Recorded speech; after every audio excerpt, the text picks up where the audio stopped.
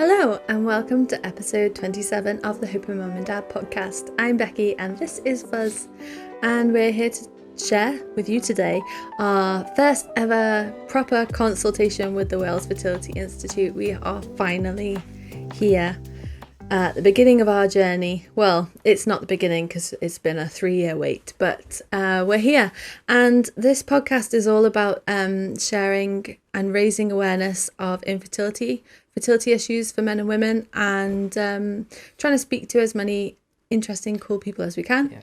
A lot of people go through IVF and they have support from friends and family, but a lot of people go through IVF and they don't really tell a lot of people. So whether you're in either camp, whether you're in either group, we just thought it'd be a good thing to do to kind of just share our story and like what's happening with us, and then you can maybe track along, follow the podcast, follow us on YouTube, and just give everyone a bit of a weekly update. Obviously, we hope to get like people on and be informative and stuff like that, but really most of IVF is just waiting around, and everyone's desperate to get to start and to get going, but you gotta wait. Like, this is episode 27, and if you've been listening from the very beginning, then you'll know that we have been waiting. Nothing's happened for us personally. We've been waiting for such a long time for anything to happen. So this is a big episode for us. I know, but not to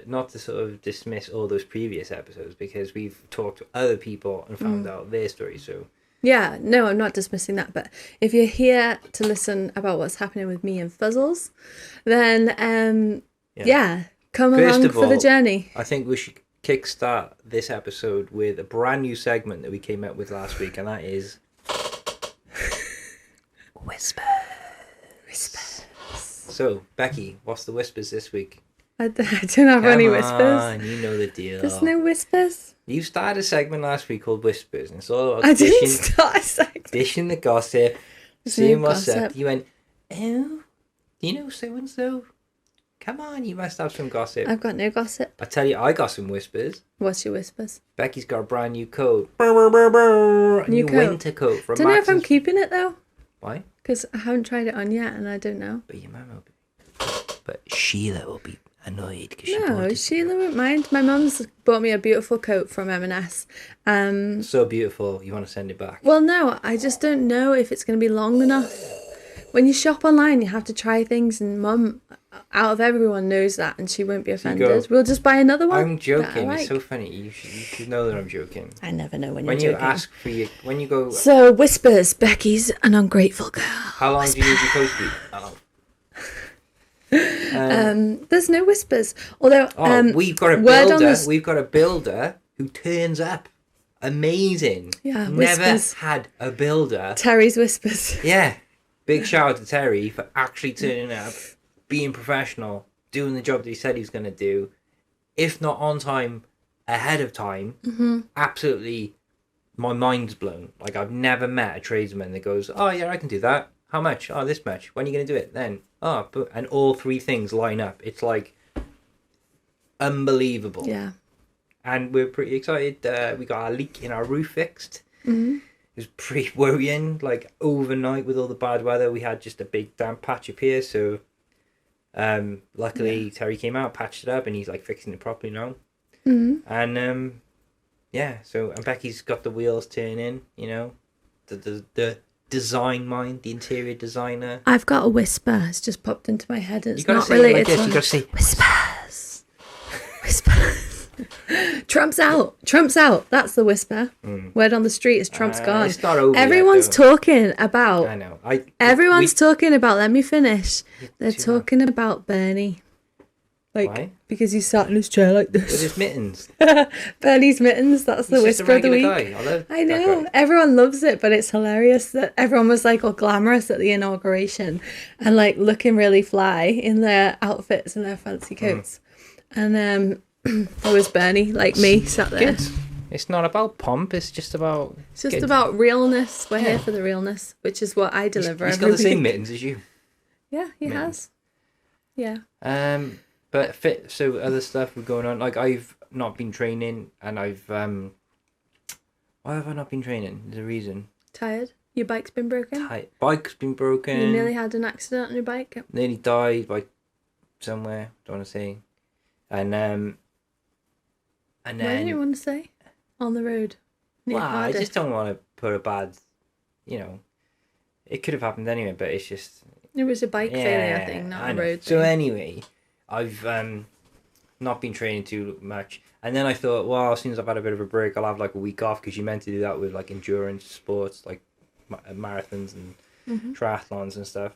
And then the longer I had a gap, the harder it was to start. And weirdly, I know this sounds weird, but it's true. And like, I've actually done a bit of research and found some scientists that you know, explain the science behind it. But if you do a bunch of exercise, your body gets a response to what are you looking up? Looking for a whisper while you're... All right, yeah. So like, if you exercise loads, then you get a your body basically sends out an anti-inflammatory response, and then if you completely stop exercising, it stops sending that block. You know, it stops trying to block that it stops blocking the inflammation, and then you get inflammation, and then you get sick. So you know, when people say, like, when students do cram for uni exams, and like teachers are working like flat out, and then they have half term, and then they get sick, and it's like everyone goes, oh, it's sod's law, like, I work really hard, as soon as I have a break I get ill. Well, there's a thing, it's like legit, there's this science behind it. So I was covering, you know, a lot of mileage on the bike and runs and stuff, and then stopping, and I just feel like shit, and that's why.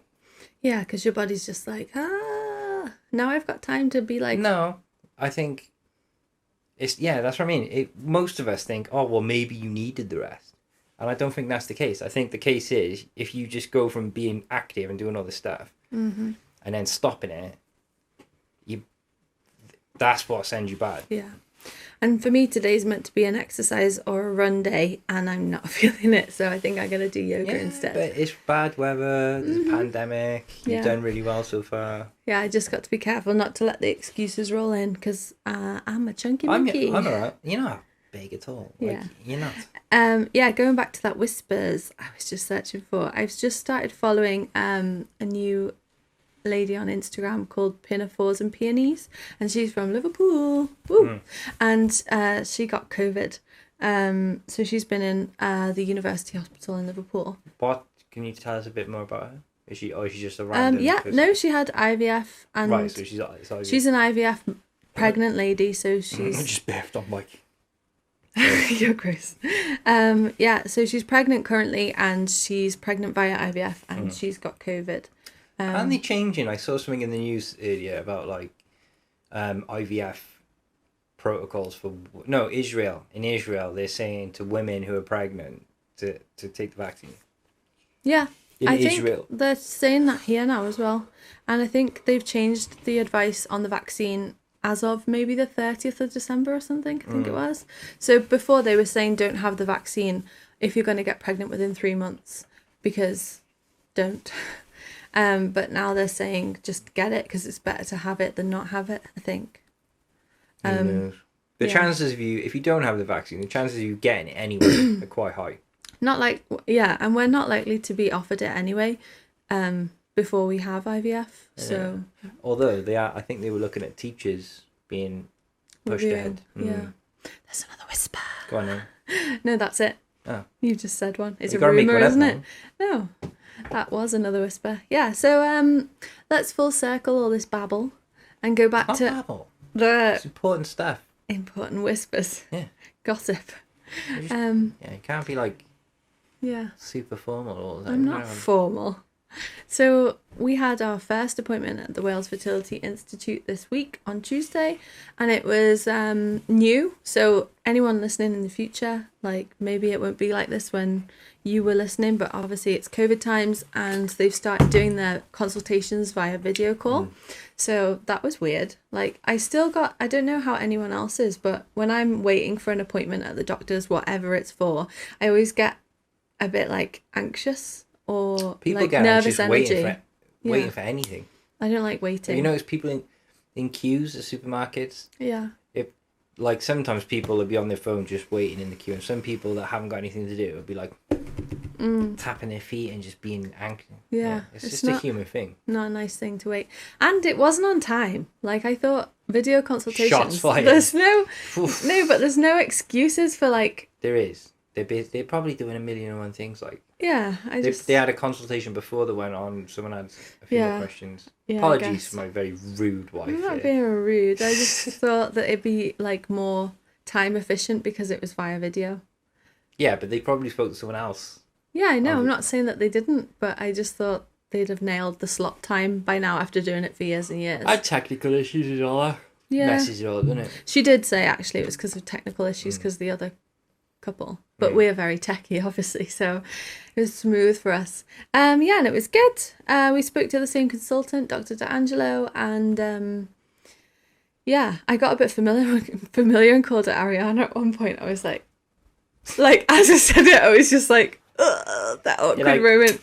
Ariana, I was thinking. All right, babe. Yeah. I was thinking maybe you could put the stethoscope on a radiator for a bit and just warm it up because it get a bit chilly. Yeah, I don't think she's going to listen to my heartbeat. Maybe she should put Wonder on the radiator first. They should take your pulse and your blood pressure and all that. I don't think they leave that to the consultant. That would be the nurse doing that stuff. Yeah. Anyway, so do you want to share what happened? What the deal is? No, you go ahead. I'll just distract you. You don't remember, do you? Yeah, they said. Yeah, I do. Go on then. No, because I'll probably say it wrong. Go on. Okay, so basically, she just ran through like our history and said, "Oh, I remember speaking to you in October," and I wanted to be like, "Yeah, Fuzz was the one cracking all the jokes in the clinic." Basically, Fuzz's DNA test came back great. Like there was no issues, so no obvious or evident clear signs for why there would be a low count for you. Just not DNA thing, but just a. So they're assuming that it could be a genetic thing, but obviously your genetics came back okay. So they've decided. No, they did. Genetic test they did was to check for like one or two genes for carrying things that are bad, like like something like MS or something like that. That's what they did. This because it would take. It was for cystic fibrosis specifically. I need to sort this and they're gonna do another DNA test. Unfortunately, this one won't take as long to get the results back. I think the last one it took like 6 months, and they said that the wait was really long. But she said it won't be the same in this case. So Fuzz is gonna have a blood to check his Y chromosome specifically to check that there isn't a part of that missing. Genetic test to check. Yeah, and then. Also do a repeat of your semen analysis, which is exciting times for you. Another visit from the shame lizard. Mm-hmm. Anyone who watches Big Mouth will know what I'm talking about. Shame. And then you'll go to the urologist and he'll check out your old... And that's the thing. Your old ball bags. That's the thing I found kind of interesting because I've had, I've rode bikes all my life and like crashed a lot and...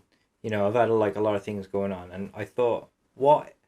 Because they said, didn't she, Dr. D'Angelo? She said that like on the male side of things, like I could have had an infection, and then like mumps or something. Or something, yeah. And you do think you've had glandular fever, and they're related? I got tested for the antibodies for it. Yeah. When I was in West Kirby, I was knackered for ages, like a month or whatever, and I went to the doctors and I said like something's wrong, like I need to, I know my body. Listen. I said, and I think it's because I've had anxiety when I was younger. They just look at that on your record and go, no, being a hypochondriac. Which I guess I can be. Everyone can be sometimes. Mm-hmm. But like, I said, I feel knackered all the time. I need it. I don't feel right. And they went, all right, I'll do a test. I'll do some blood. And then it came back, they're like, oh yeah, you've got the antibodies. So like, they said you have had glandular fever. Yeah, and like I say, it's related to mumps, so yeah. And if I didn't have it then God knows when I might have had it. Because it's bad, common in teenagers, yeah. Yeah, but I don't... Yeah, but what, you're like bedridden and like really bad though, aren't you? With mumps? Glandular fever. Not all the time, no. No? No, it depends on how how serious it is, I guess. So yeah. So we're getting checked out for that, and I'm kind of interested in that because, like I said, I've crashed bikes and landed on bike frame. I've had like loads of not trauma, I guess is the word. So I'm wondering if like I've hurt myself and I've just like, I don't know, if you can bruise yourself and then heal afterwards, but not heal scar quite right. tissue. She said, yeah. Because that'd be interesting if it was, and you could just go, oh yeah, take this bit of scar tissue out and you're good to go. Yeah, that would be good.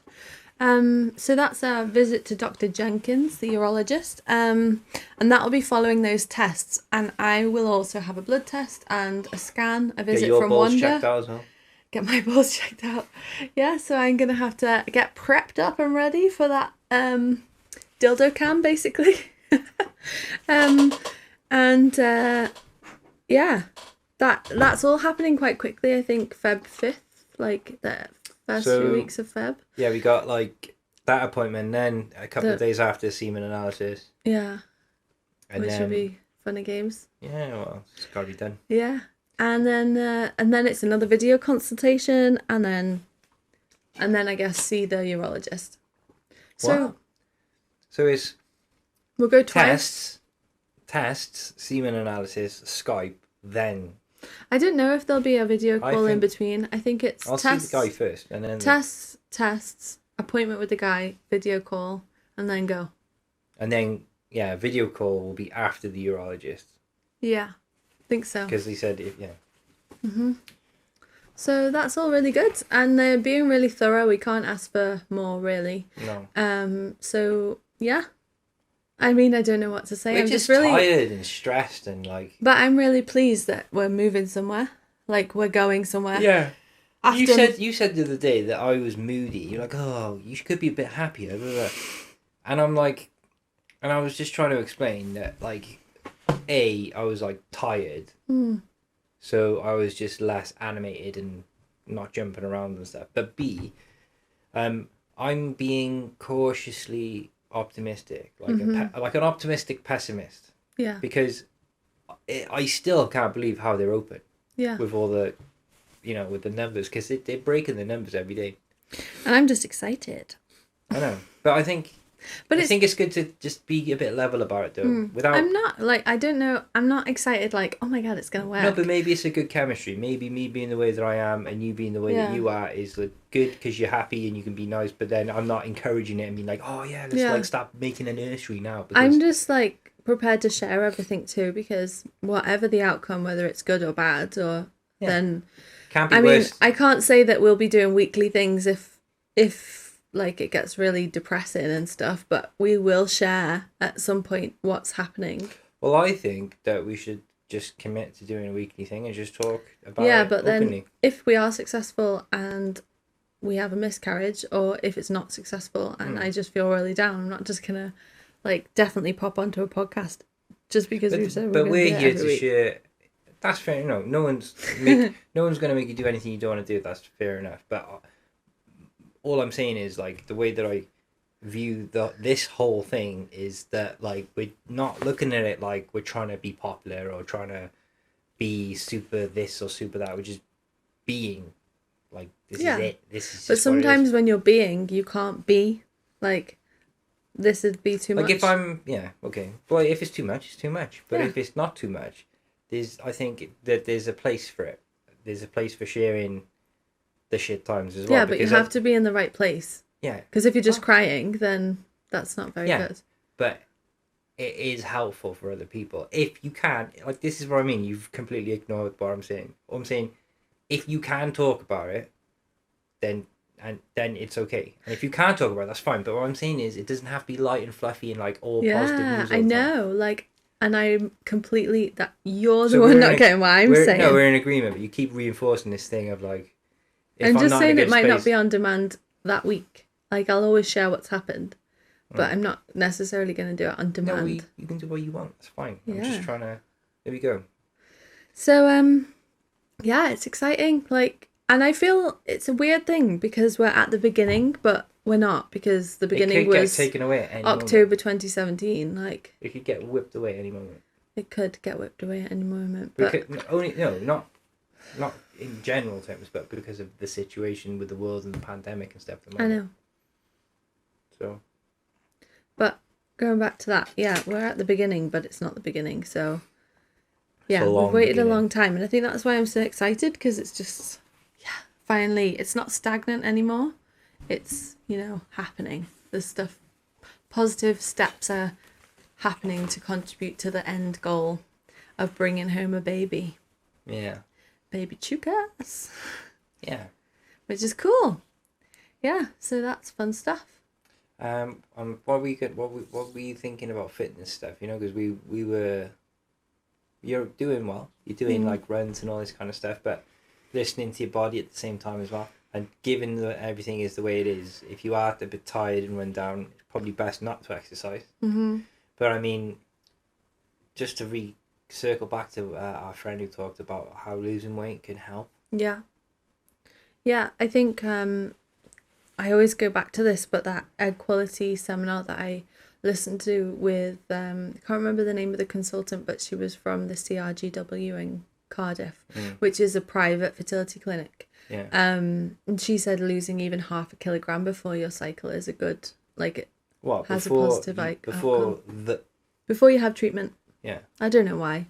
I guess your body's like an amazing thing, and it sometimes. Yeah, but with women, people, and I'm not saying she's right or wrong, and she obviously knows what she's talking about. But what I'm saying is, it's interesting because when women lose weight fast, that normally causes problems with periods. 0.5 kilogram is nothing.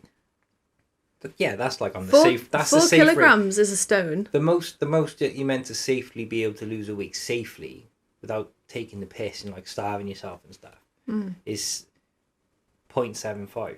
0.5 kilogram is less than a bag of sugar. And 0.5 kilogram is.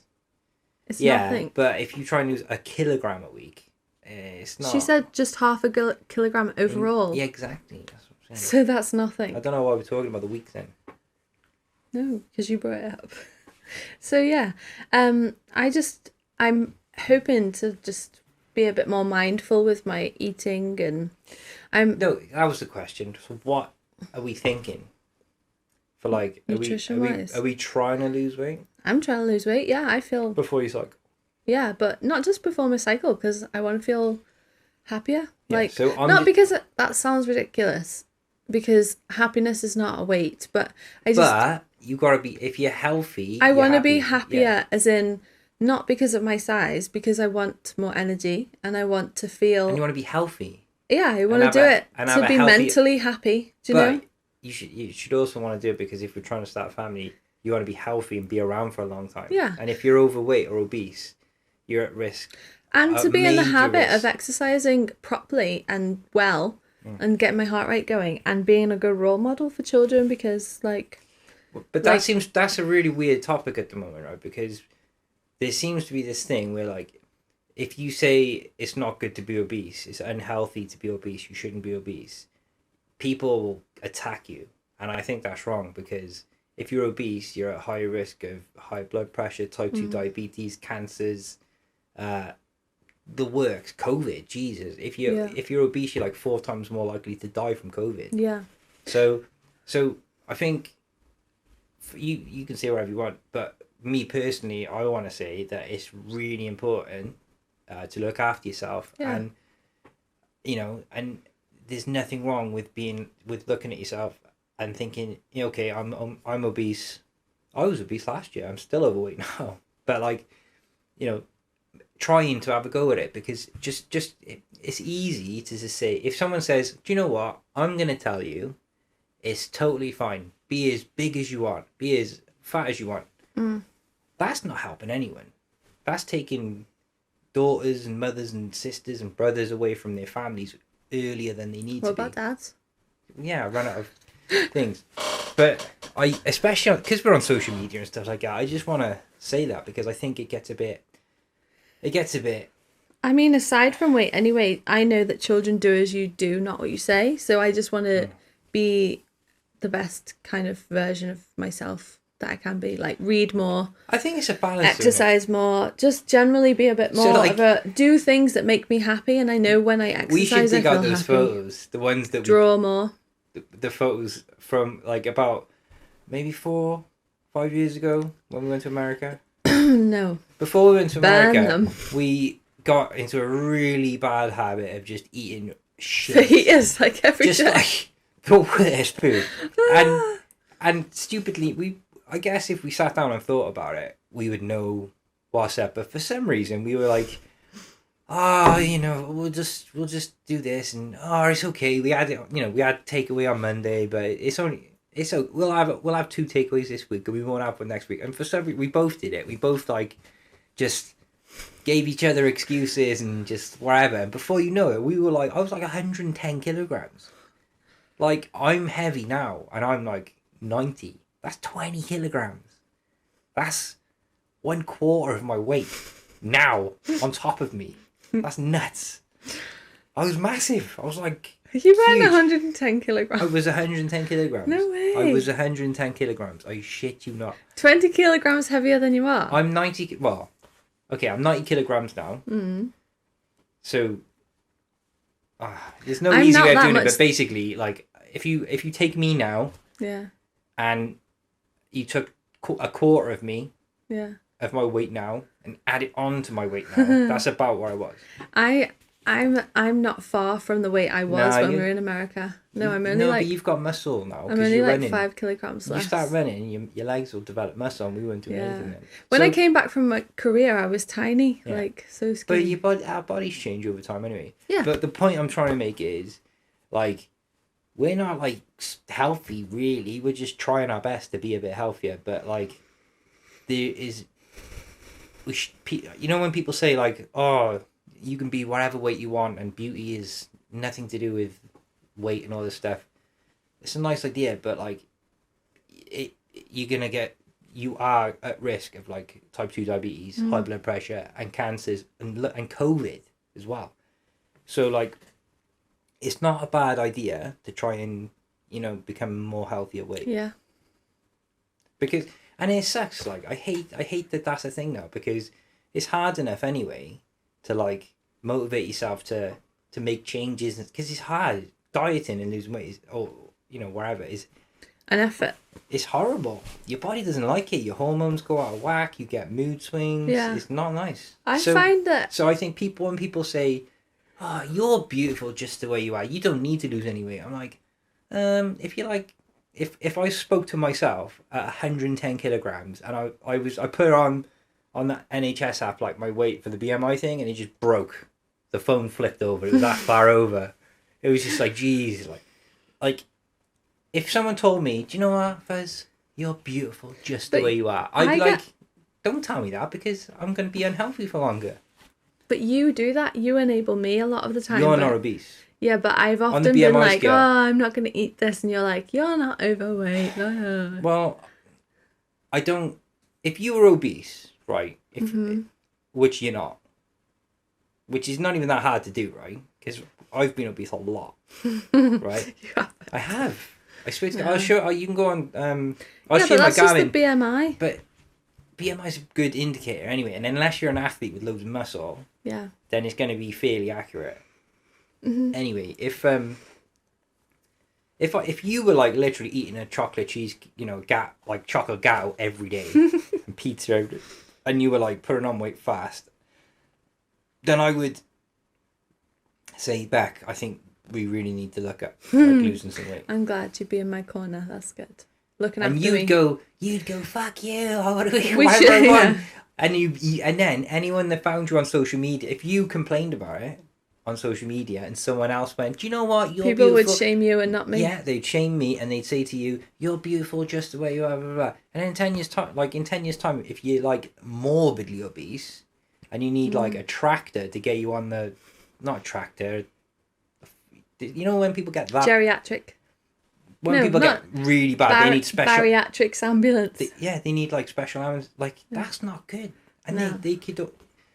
So, like, yeah, basically, We should turn this episode into the weight episode. Well, we're the weight debate. No, but we're sharing. It's not a debate. Everyone needs to be a healthy weight. End of. Like, and if you're not, you're probably going to spend less time on this earth and leave loved ones behind earlier than you need to. It's true. Keeping it real over there. what do you want me to say? You can be as big as you want and not worry about it. You die if you are massively overweight. You get heart disease, cancers, type 2 diabetes, and you die earlier than you need to. So, and it's horrible. It's hard being healthy and making changes and stuff. It's horrible. So every time people say stuff like that, it just makes it even harder, because then you've got like a devil and an angel on your shoulder. You got one person going, "Yes, fine, carry on," blah, blah, blah. And then you got the other person.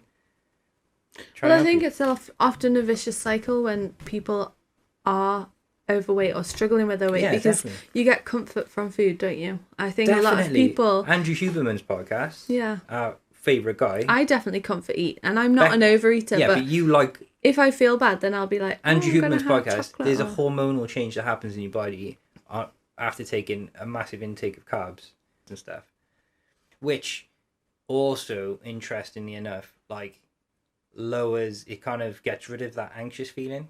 So if you're feeling anxious or not nice, you eat a load of carbs, your body slows down, your heart rate slows down, your breathing gets deeper. It's like a mind-body thing, which is the same thing, but it's like when all those physiological factors kick in, then you get a release of endorphins, and then on top of that, because your breathing slowed down and your blood pressure and your blood pressure and your heart rate slowed down as well, then your body goes into relax mode. So it's like, you feel awesome. So that's our plan. We are going to try and eat a bit healthier, exercise more, and like I said, walking is a good thing too. Yeah. You're doing lots of walks. Mm-hmm.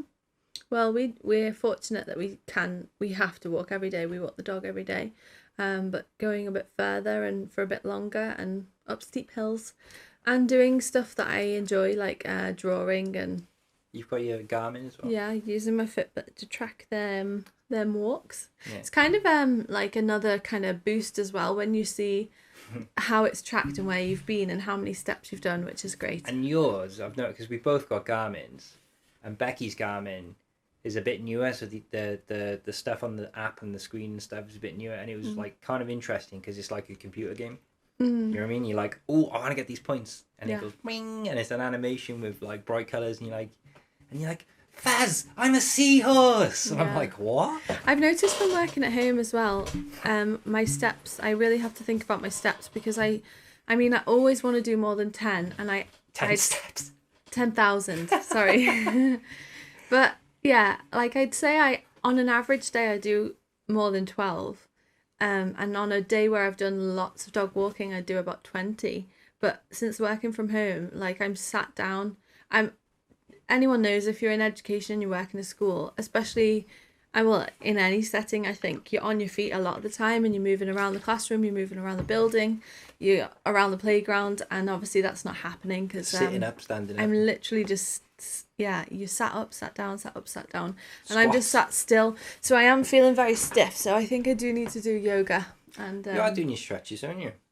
Yeah, I'm doing my stretches on my exercise days, but not very often on the off days. A lot of people don't do that though, and that's why they get hurt and they don't go again, because they're not limber enough.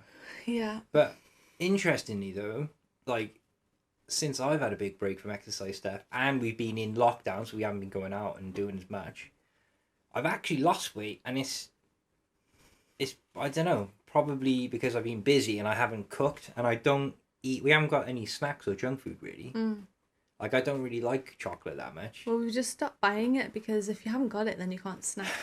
There's been times when I've been like rummaging around the kitchen wanting something, and I get annoyed, and then I get bored of looking because I can't find anything, and I go. But I'm like, if I had junk food there, I would have smashed like 3 bags of crisps. The other thing I've noticed is that like I'll go to look and there's nothing there, and then I realise that I'm not actually hungry, I'm just bored. Yeah. So then you feel there's nothing there, so then you just do something different to fill that boredom, or drink water, or have a cup of tea, like a herbal tea. And I need to drink less normal tea because it's not so good for you. Especially, no, you're not meant to have too much caffeine for fertility. I don't know about like preparing your body for fertility, but when you're pregnant, you're not meant to have too much caffeine. So I think probably you need to reduce it in general. Yeah, but like, I don't recommend this to anyone else, but I did do intermittent fasting when I was training, because I was trying to figure out how to like I was trying to train my body to like burn fat. It's kind of like ketogenic. Was it? I don't know. Ketogenic. That diet where people cut carbs out completely and then it turns off. Atkins? No. Keto. Yeah. Keto. So what I was doing was like basically eating loads of food within a couple of hours of the day. It's called intermittent fasting. It's not dangerous. I wouldn't recommend anyone else doing it because it's not easy basically, and you should always check with people before you do stuff like that. But I was doing it just kind of like by accident. Experimenting. Yeah, it was like I realized I'd done it for a couple of days. I was like, oh, I'll just keep doing it, and that seems to work. But now I kind of and ask for endurance stuff. So you're burning fat more than you're burning carbs. I still eat loads. It's just I don't eat loads constantly throughout the day. I might have to change anyway. But I've noticed that since doing nothing and being stuck at home and not having junk food around, I won't eat most of the day. I might have like a little, not even like a little snack. Most of the time I'm up and I'll just drink coffee all day. And then come 5-6 o'clock, I'll have like 2 meals between sort of 5 o'clock and 10 o'clock. Yeah. And I've lost weight. But your 5 o'clock and 10 o'clock for anyone listening isn't like the normal person's 5 o'clock. I got a very weird fluid. Yeah, so some days I'm up normal time, some days I'm up late. We're saying like don't eat too late at night. Well, we were implying that before, but if you eat at between 5 and 10, that's like you're between. I got 4 hours 2 after and 6, that. I got like 4 hours after that, yeah, before bedtime for me. Yeah. Sometimes. Anyway, so yeah, I've lost about another kilogram this week.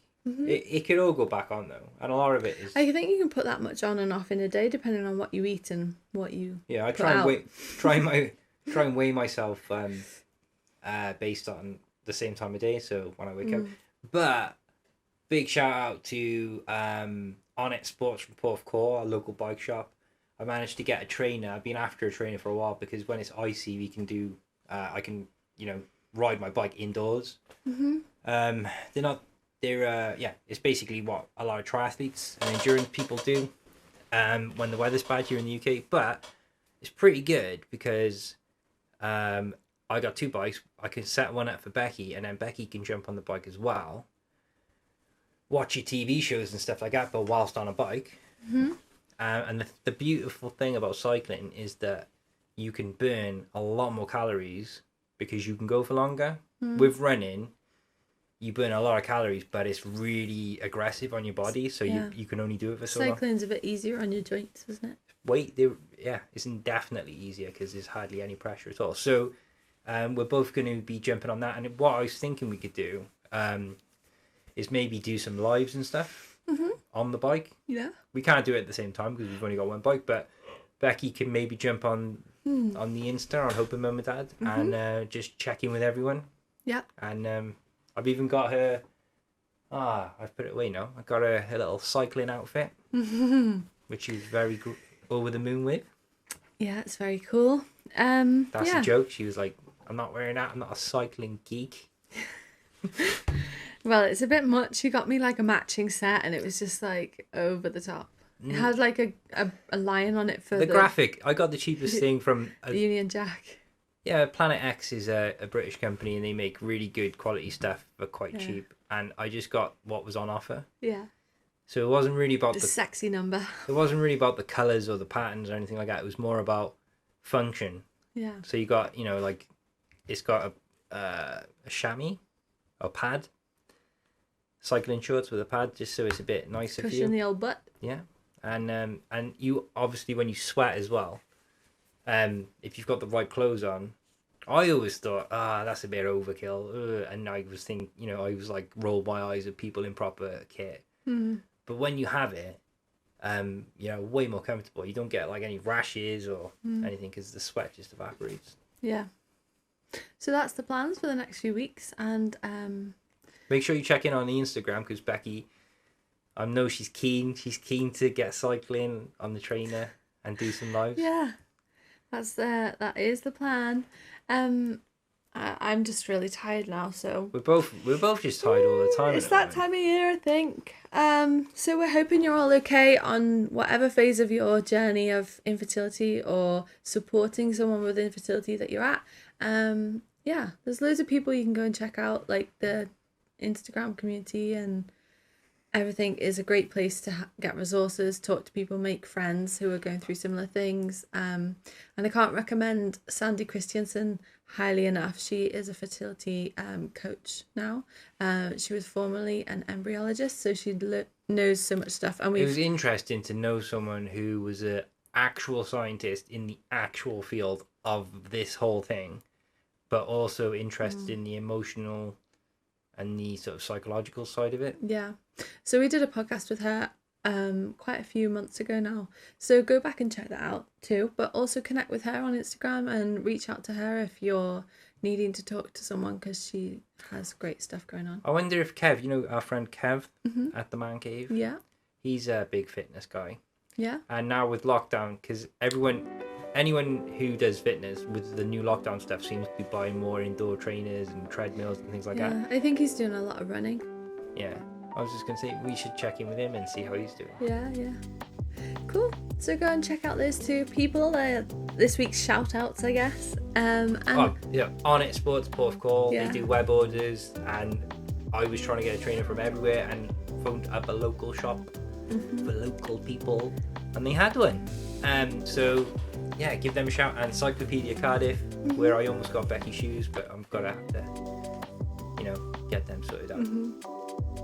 Yeah, see you soon.